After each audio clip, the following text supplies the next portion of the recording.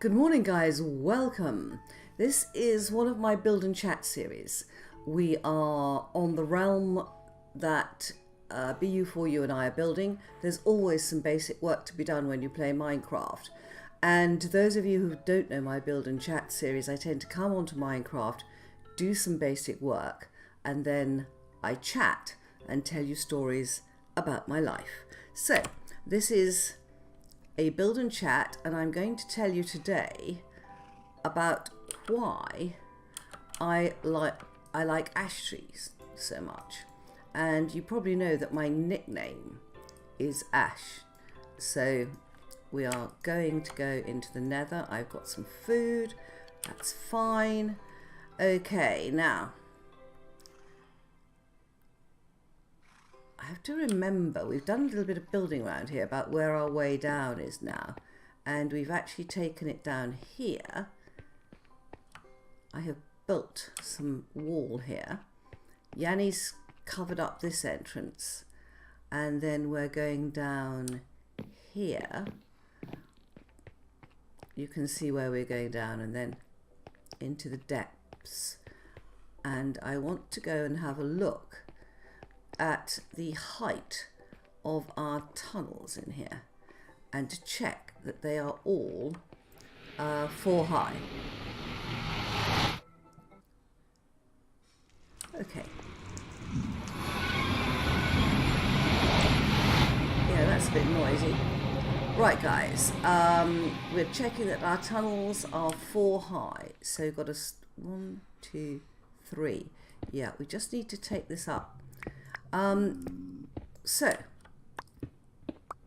why do I like ash trees? Now, when I was a little girl, about 8 years old, I was staying with my grandparents, as I often did in the summer, because my grandfather had a small holding. That's a small farm, a 5-acre farm. I don't know if any of you know measure acres, but he grew market vegetables. He kept cattle, in the sense that he used to fatten calves, but most of his livestock,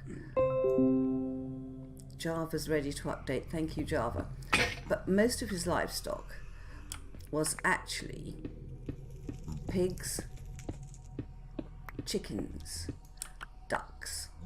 He had the wonderful farmyard. We lived, when I was staying with him, I lived in a bungalow, which was by the front gate, but you walked up the pathway, you walked past a path to the right that was next to a hazel coppice, and then on the left were all his hen pens. And one of my best memories in life was walking up the path from the bungalow towards the back of the property to the farmyard, where yard would be better, it wasn't really a farm, where everything was kept.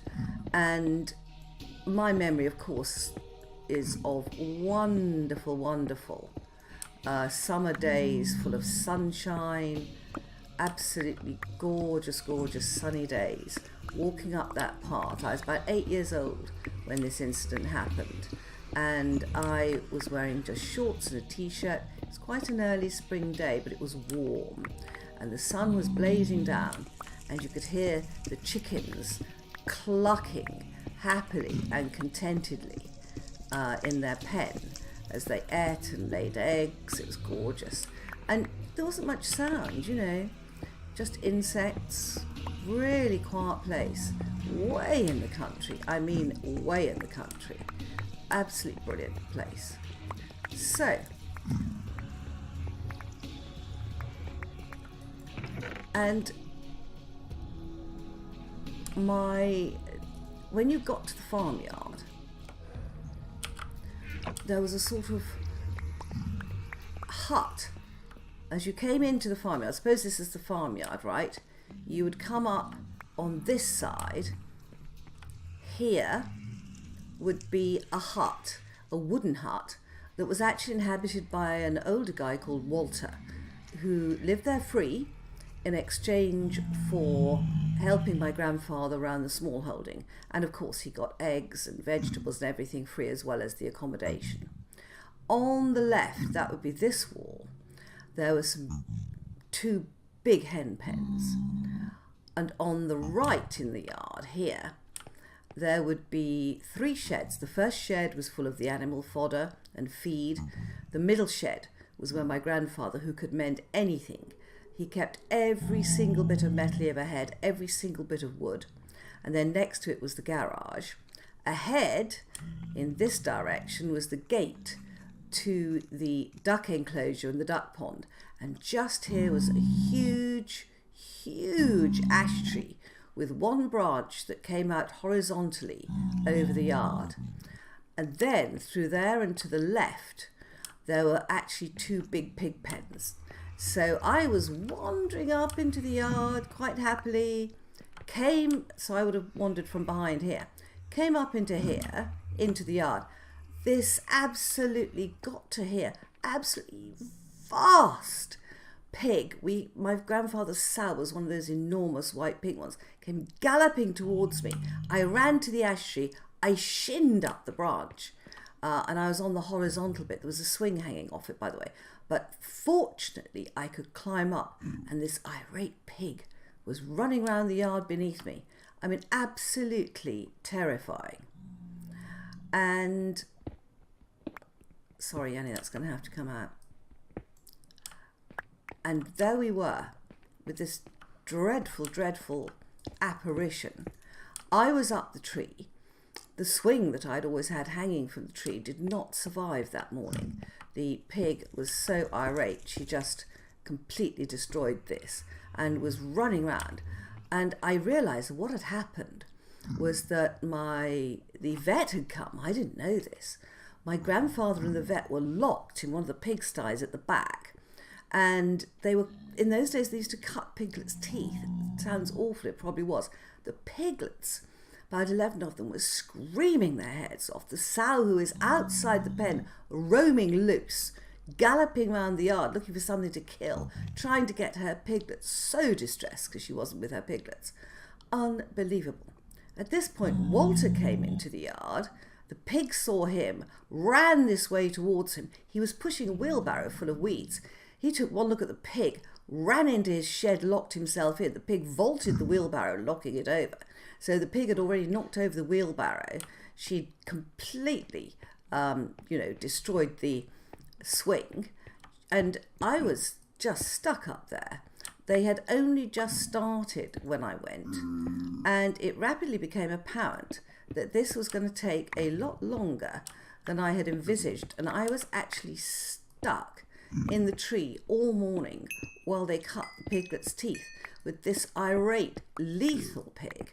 Walter was just in his hut. Thank God he managed to get in. And he was just watching her and, just couldn't do anything. He was stuck in the hut all morning as well.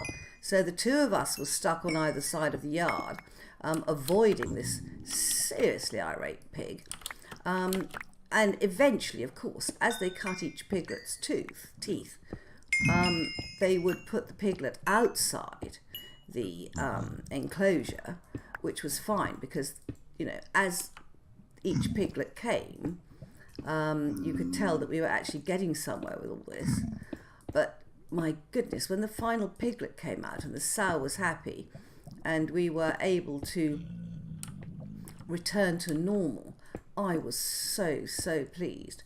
Of course, as soon as all her piglets were back with her, the sow calmed down immediately, and my grandfather got them back into the pigsty by basically putting masses of food in the pig's trough.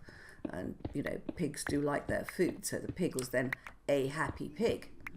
But it was not an easy morning.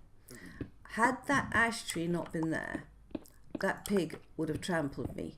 There is absolutely no doubt. Of course, as soon as the place was safe and the pig was locked away again, I went back down and I went into the kitchen, and my mother happened to be staying with me then, and I told my mother about this. Oh, was she cross? Oh my goodness, she was irate. And the reason was, of course, that she knew I could have been killed. And she just couldn't believe that my grandfather hadn't told any of us this was happening. So guys, my lovely ash tree that I loved climbing saved me from an irate pig. And that, my dears, is why I like ash trees so much. Bye bye.